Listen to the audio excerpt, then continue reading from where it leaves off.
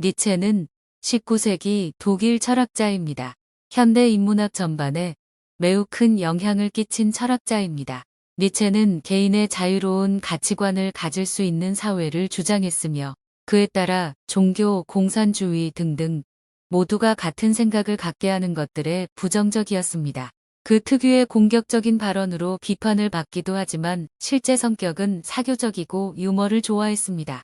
이제 니체가 말하는 진정한 삶의 자세를 들어보시겠습니다. 세상으로부터 도망치지 마라. 여기 간곡한 부탁이 있다. 현재 세상과 자기 자신을 혐오한다는 이유로 세상에 존재하지 않는 것을 망상하며 현실을 도피해놓고 결국은 현세를 초월했다고 믿는 행동은 하지 마라. 모든 것은 이 세상에서 비롯되었음을 잊지 마라. 종교든 예술이든 이 세상에서 싹을 틔웠다. 당신 또한 다르지 않다. 언젠가는 죽기에 죽는 것은 이미 정해진 일이기에 명랑하게 살아라. 언젠가는 끝날 것이기에 온 힘을 다해 맞서자. 시간은 한정되어 있기에 기회는 늘 지금이다. 울부짖는 일 따윈 오페라 가수에게나 맡겨라. 이상과 꿈을 버리지 마라. 쉼 없이 나아가라. 어디에서 왔는가가 아니라 어디로 가는가가 무엇보다 중요하고 가치 있는 것이다. 영예는 거기에서 주어진다. 어떤 미래를 목표로 하는가? 현재를 뛰어넘어 얼마나 높은 곳으로 가려고 하는가? 어느 길을 개척하여 무엇을 창조해 갈 것인가? 과거에 얽매이고 아래에 있는 인간과 비교하여 자신을 칭찬하지 마라. 꿈을 즐거운 듯이 입으로만 내뱉을 뿐 아무 노력도 하지 않고 그럭저럭 현재에 만족하며 주저앉지 마라. 쉬지 말고 앞으로 나아가라. 보다 높은 곳을 향해 나아가라. 추구하는 것은 이곳에 있다. 당신이 서 있는 장소를 깊이 파고들어라. 샘은 당신의 발 아래에 있다. 이곳이 아닌 어느 먼 장소에 알지 못하는 이국의 땅에서 자신이 찾는 것. 자신에게 가장 맞는 것을 찾으려는 젊은이들이 지나치게 많다. 실은 자신이 한 번도 시선을 주지 않았던 그곳에 끝없이 깊은 샘이 자리하고 있다. 당신이 추구하는 것이 묻혀 있다. 자신에게 주어진 많은 보물이 잠들어 있다. 자신을 소홀히 여기지 마라. 무엇을 하든 전심과 전력을 다해야 한다.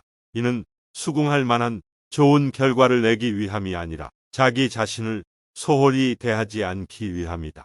전력을 쏟지 않고 얕은 꾀를 부리는 것, 적당한 선에서 물러나 방관하는 것은 결국 스스로를 바보 취급하는 것과 다름없다. 그렇게 되면 자신이 하는 일의 가치도 의미도 부여할 수 없게 된다. 자신을 서서히 죽이는 것과 같다. 쟁취하라. 오직 자신의 힘으로 두 손을 모으고 무언가를 탐하는 얼굴로 간절히 원하지 마라. 받을 것이라고 여기지 마라. 받는 것만 생각하지 마라. 받을 권리가 있다고 생각하지 마라. 아무것도 하지 않고 타인에게 받는 것은 무의미하며 노력 없이 받는 것은 영영 당신의 것이 될 수 없다. 독을 걸음으로 만들어라. 세상을 살아가는 한 우리는 온갖 창에 부딪힐 수밖에 없다. 증오와 미움, 방해와 시기, 유언 비어, 괴롭힘, 유혹, 불신, 냉대 등 그 앞에서 완전히 무릎 꿇고 자기 자신을 잃어버리는 이가 있는가 하면 그것을 성장의 밑거름으로 삼는 이도 있다. 후자에 그에게 이 모든 장애와 시련과 불합리는 더 이상 독이 아니다. 자신을 고민하고 훌륭한 사람으로 만들어주는 고마운 걸음이다. 행위의 주체를 잊지 마라. 세상의 상식, 도덕, 양심이 아무것도 하지 말고 욕망을 억누르라며 쉴 새 없이 떠들어댄다. 그 속에서 우리는 이건 괜찮을까, 이건 참아야 할까 갈등하다. 결국 위축되고 만다. 그러나 잊지 말아야 할 사실이 있다. 실제 행위를 하는 주체는 그 누구도 아닌 나 자신이라는 점이다. 규범이나 도덕 상식 따위의 잔소리에 얽매이지 않고 자신이 진심으로 원하는 일을 굳건히 관철해 나가라. 그러는 동안 방해가 되는 것, 쓸모없는 것, 불필요한 것은 자연히 떨어져 나갈 것이다. 그 누구의 눈치도 볼 필요 없다. 그저 굳게 결심하고 열정적으로 행동하라. 권위에 굴복하지 마라. 권위를 쉽게 인정하고 권위를 머리로 신뢰하여 권위를 바람직하다고 믿는 자들은 어떤 사람들인가? 그들은 스스로 창조할 힘을 잃어버린 사람들이다. 혼자서 무언가를 발생하거나 개척할 힘을 잃은 자들이다. 권위는 이처럼 살아가 힘을 소진한 자들에게 기대어 있다. 높은 곳에서 무엇을 볼 것인가? 끊임없이 자신을 뛰어넘고 변화를 거듭하며 한결같이 오르다 보면 언젠가는 그 높은 어딘가에 다다른다. 그리고 그곳에는 높은 산의 정상과도 같은 탁 트인 전망이 있다. 그곳에 서서 당신이 보려는 것은 무엇인가? 얼굴을 들고 구름 저편에 있는 정상의 그림자를 보려는 것인가? 아니면 의기양양한 미소를 띠며 멸시하듯 지상의 사람들을 내려다 보려는 것인가? 높은 곳에 오르기 위해서는 산 정상에 도달하기 위해 고군분투하는 자에게 당부할 것이 있다. 오르는 도중에는 위를 향하고 있다는 생각을 하지 마라. 지금까지 몇 개의 산등성이와 언덕을 올랐는지 세지 마라. 그저 한 발 한 발만을 확실히 내디더라. 이는 비단 산으로 오르는 자에게만 국한되지 않는다. 세상의 높은 곳에 이르고자 하는 모든 이들 또한 마찬가지다. 이상을 버리지 마라. 자신의 영혼 속에 있는 영웅을 버리지 마라. 누구나 높은 곳을 목표로 한 이상과 꿈을 가지고 있다. 그것이 과거의 일이었다며 청춘 시절의 일이었다며 그리운 듯 떠올려서는 안 된다. 지금도 자신을 발전시키기 위한 이상과 꿈을 포기해서는 안 된다. 어느 사이엔가 이상과 꿈을 버리게 되면 그것을 말하는 타인이나 젊은이를 비웃게 된다. 시샘과 질투로 마음이 물들어 혼탁해지고 만다. 발전하려는 의지나 자신을 이기려는 마음 또한 버려지고 만다. 나은 삶을 살기 위해서 자신을 하찮게 여기지 않기 위해서라도 결코 이상과 꿈을 버려서는 안 된다. 행위가 운명을 낳는다. 운명을 만드는 것은 무형의 기한 존재가 아니다. 그 행위를 했는가, 하지 않았는가, 마지막까지 해냈는가, 중도에 포기해 버렸는가, 지켰는가, 지키지 않았는가, 받아들였는가, 도망쳤는가, 버렸는가, 주었는가와 같은 행위가 사건을 만든다. 그리고 그로부터 다음 운명이 복잡하게 얽혀 들어간다. 그렇기에 다음 순간 자신에게 일어나는 모든 일은 스스로가 초래한 운명일 수밖에 없다. 그 순간 어떻게 행동하느냐가 또 다른 운명적 사건을 낳는다. 첫걸음은 자신에 대한 존경심에서 시작하라. 자신을 대단치 않은 인간이라 폄하해서는 안 된다. 그 같은 생각은 자신의 행동과 사고를 올가매려 들기 때문이다. 오히려 맨 먼저 자신을 존경하는 것부터 시작하라. 아직 아무것도 하지 않은 자신을, 아직 아무런 실적도 이루지 못한 자신을 인간으로서 존경하는 것이다. 자신을 존경하면 악한 일은 결코 행하지 않는다. 인간으로서 손가락질 당할 행동 따윈 하지 않게 된다. 그렇게 자신의 삶을 변화시키고 이상에 차츰 다가가다 보면 어느 사이엔가 타인의 본보기가 되는 인간으로 완성되어 간다. 그리고 그것은 자신의 가능성을 활짝 열어 꿈을 이루는 데 필요한 능력이 된다. 자신의 인생을 완성시키기 위해 가장 먼저 스스로를 존경하라. 자신의 왜에 대한 답을 찾지 못하면 길은 보이지 않는다.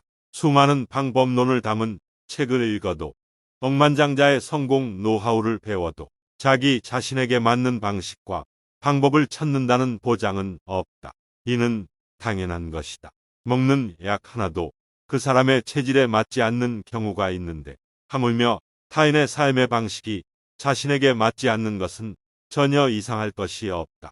문제는 자신의 뇌에 대하여 전혀 자각하지 못한다는 데 있다. 자신이 왜 그것을 하고 싶은지, 왜 그것을 원하는지, 왜 그렇게 되고 싶은지, 왜 그 길을 가고자 하는지, 그 같은 물음에 깊이 사고하지 않고 명백히 파악하지 못했기 때문이다. 자신의 왜라는 의문에 명백한 대답을 제시할 수 있다면 이후의 모든 것은 매우 간단해진다.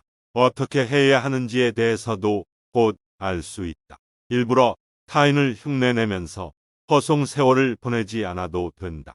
이미 자신의 길이 눈앞에 명확히 보이기 때문에 이제 남은 일은 그 길을 걸어가는 것뿐이다. 자신을 늘 새롭게 하라. 과거에는 틀림없는 진실이라 생각했던 것이 지금은 잘못된 것으로 여겨진다. 과거에 이것만큼은 자신의 확고한 신조라 여기던 것이 이제는 아닐지도 모른다는 생각이 든다. 그 같은 변화를 자신이 어려서 깊이가 없어서 세상을 몰라서라는 이유로 그저 묻어두지 마라. 그 무렵에 당신에게는 그렇게 사고하고 느낄 필요가 있었기 때문이다. 당시의 수준에서는 그것이 진리요 신조였다. 인간은 늘 껍질을 벗고 새로워진다. 그리고 항상 새로운 생을 향해 나아간다. 그렇기에 과거에는 필요했던 것이 지금은 필요치 않게 되어버린 것에 불과하다. 그러므로 스스로를 비판하는 것, 타인의 비판에 귀 기울이는 것은 자신의 껍질을 벗는 일과 다름없다. 한층 새로운 자신이 되기 위한 탈바꿈인 것이다. 사랑을 배워간다. 처음 듣는 음악의 경우 일단 마지막까지 듣는 인내와 노력 관용을 가져야만 한다.